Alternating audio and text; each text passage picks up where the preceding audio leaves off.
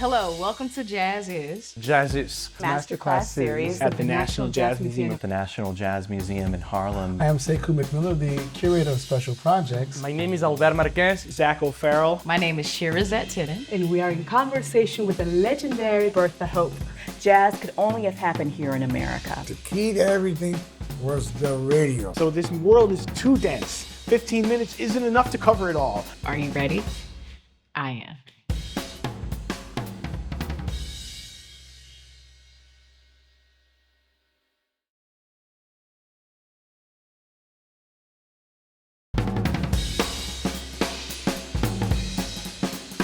The authentic jazz dancing is really based on footwork and rhythm, right? Really based on this sense of musicality. So in part two, I'm going to talk about the codification and colonization of jazz dance. And what I mean by that is that we have jazz dancing, which is that Lindy Hop solo jazz that I talked about in part one. And then we have a lot of other forms that are influenced by that way of dancing, but end up calling themselves jazz and displacing the architects of the form. And so we're talking about things that are calling themselves theatrical jazz. We're talking about things that are calling themselves classical jazz. And what I want to do for you right now is pull that apart and show you how those things are actually really different. And that maybe the jazz that is jazz should be the one that we're calling jazz, and the thing that is influenced by but not quite the same should have its own sort of qualifiers that show us that differentiation.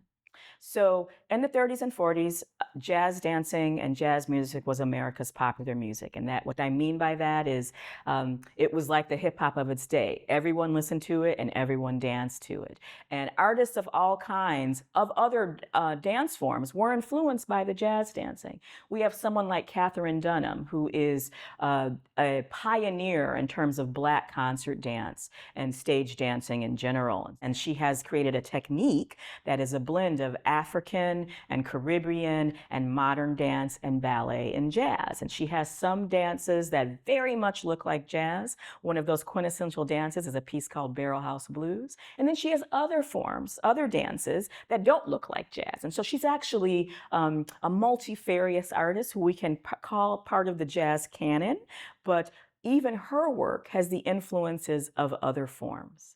We also have a bunch of artists who were influenced by what the great Black dancers of the Lindy Hop and solo jazz scene were doing, and they wanted to make their own form that also blended things in the way that Katherine Dunham blended things. But instead of qualifying it and saying, like Dunham said, here are all of the influences that make up my work, they just called it jazz, even though a lot of their dancing was actually very much influenced by ballet and modern dance. And so we're talking about people like Jack Cole, we're talking about people like Luigi and Gus Giordano and Matt Maddox, who actually didn't even call his work jazz, but everyone else was calling it jazz. And I think part of why they were calling that all of that work jazz is because it embraced a very 20th century hyperkinetic spirit, but it was absent of a lot of those elements that I talked about in part one. Where are the bent limbs? Where is the rhythm? Where is the footwork? Where is the asymmetry? Where are the community aspects? Where is the improvisation? And in the absence of those kinds of elements, the question will always be, what makes this jazz? And so to give you a quick physical demonstration, if the authentic jazz dancing is really based on footwork and rhythm, right? Really based on this sense of musicality, if you have other forms that are based on line and shape, but they're calling themselves jazz, you have to ask yourself, what makes this jazz? Or as my good friend Lindsay Guarino would say, where is the jazz?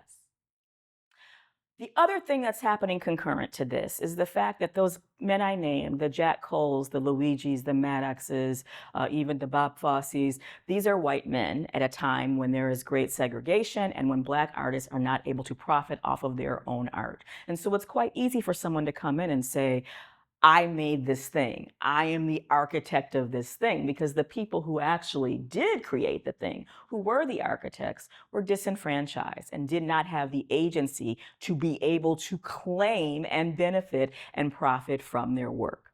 And so in naming all of this, what I want to say to you is it's really, really important that we're able to distinguish when those elements showed up and who were the true architects and what are forms that are influenced by and a little bit informed by, but are actually primarily modern and ballet forms that have a little bit of jazz as opposed to jazz forms that have a little bit of modern and ballet. And just to sort of bring this all full circle, going back to Katherine Dunham, I think, sits squarely in that middle, in that she has a lot of different kinds of dancing that's influencing her work. But what she was always really incredible at, because she was an anthropologist, is she credited the source and she talked about what the influences are. And so you have to always credit and acknowledge where it came from, and we have to be able to recognize when it is jazz and when it is not jazz. It's also important to know that that dancing that was happening in the 30s and the 40s never went away. And so there are Lindy hopping and solo jazz dances and offshoots, party dancing, the beginnings of hip hop. All of these things that are being influenced by Lindy Hop and solo jazz have continued over time. They never went away. You can find them in the 60s. You can find them in the 80s. You can find them in the 2000s. And you can absolutely find them in 2024. And so if that dancing, which is the true jazz dancing, never went away, how can something else come in and call itself jazz? Also important to note during this same time that hybrid of ballet, modern, jazz, any number of other forms coming in that was happening, there were also Black artists who were making dances on the concert stage who were very much following the advancement of jazz music. People like Diane McIntyre, who is very much a jazz artist and was collaborating with the jazz musicians of the time who were doing some very avant-garde work. In some ways, people would look at her work and say, oh, that's modern dancing. And I would say, oh, no, I definitely see the weight. And also, I see the connection to the sort of vastness of what jazz can be. Lastly, I want you to think about, in the naming of those folks who were doing the concert jazz dancing, the Luigis, the Maddoxes, the Jack Coles, who gets left out of that discussion? Because what happens is jazz went from being a Black created form. I talked about people like Whitey's Lindy Hoppers and Earl Snake Hips Tucker and the folks who are the architects of jazz dancing. And then we have these other folks that come in and say, no, this is the jazz, and they displace those folks.